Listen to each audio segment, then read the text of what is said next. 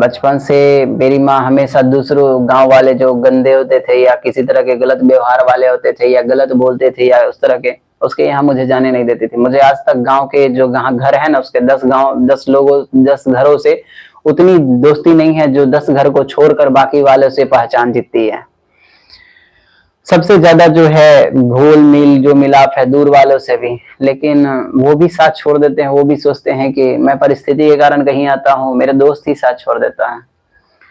और अक्सर मैं जानता हूँ कि मेरा साथ सब छोड़ देंगे। पता नहीं, इतने आज तक 16-17 एग्जाम दिया हूँ, कहीं पे भी लास्ट में कहीं पे सफल हुआ तो कभी लास्ट में जाकर कोई कहीं पे गड़बड़ा ही गया, कुछ हुआ तो कभी कुछ हुआ। मन किया कि इस लास्ट जो ईयर है जीवन का अंतिम कर दूं, लेकिन माँ और प्रेमानंद महाराज की जो है वाणी ने मुझे रोक रखा।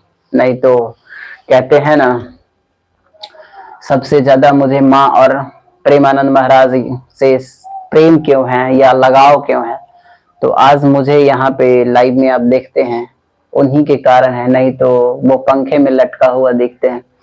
और सब कहते हैं ना कि मरने के लिए कोई बड़ी बात मतलब कुछ अपनाना सोचना पड़ता है। मुझे पंखा से लटकने से अच्छा कुछ और भी हम दिमाग मेरे पास बहुत सारा है मरने के लिए। लेकिन माँ को देखता हूँ तो अंदर से दुख हो जाता है। और क्या करूं, शायद ये दिन कब मेरी माँ के लिए सफल होगा पता नहीं। अगर सफल नहीं होऊंगा तो अंतिम में मेरी माँ जिस दिन नहीं रहेगी, मैं उस दिन खुद खुशी कर लूंगा। सुसाइड तो निश्चित है कि मैं कर लूंगा, ये 100% है। बिकॉज मुझे अपनी लाइफ से बहुत नफरत हो चुकी है, बहुत।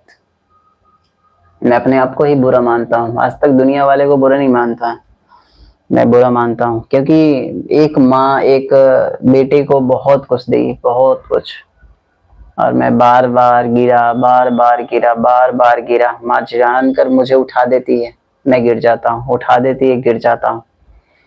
माँ सोचती है कि अब मेरा बेटा लायक बनेगा, अब मेरा बेटा लायक बनेगा, और मैं नालायक बनते जाता हूँ।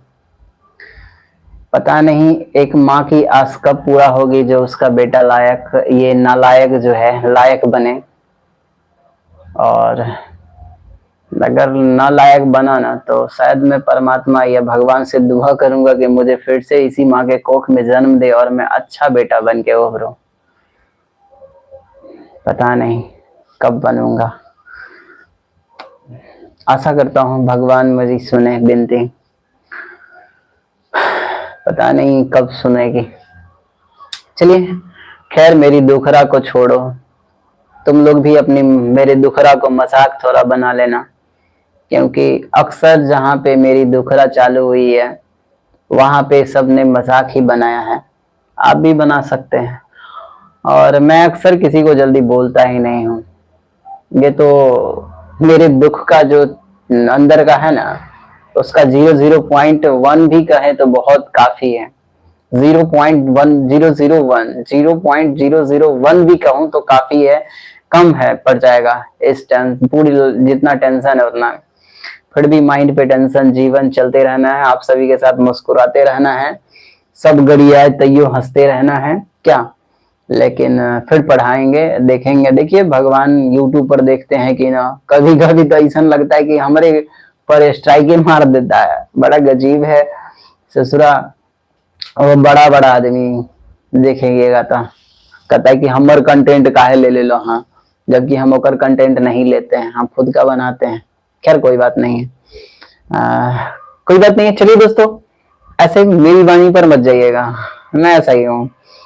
ऐसे भी सुने हैं ना, रहीमन निजमन मन की व्याथा मन ही राखो गोय, सुने इठले है लोग सब बांटी न ले है कोई। अर्थात सीधा सीधा कहने का तात्पर्य है कि रहीम साहब कहते हैं अपनी मन की व्यथा को अपने अंदर ही रखो, दूसरे को कहोगे तो वो मजाक बना देगा और ना ही वो दुख की दूर करने की उसके पास दवा होगी। इसीलिए अपनी पास ही उस वाणी को रखो, उसे दुख कहो जो आपके दुख को दूर रखे कर सके। फिलहाल के लिए चलते हैं दोस्तों, हम लोग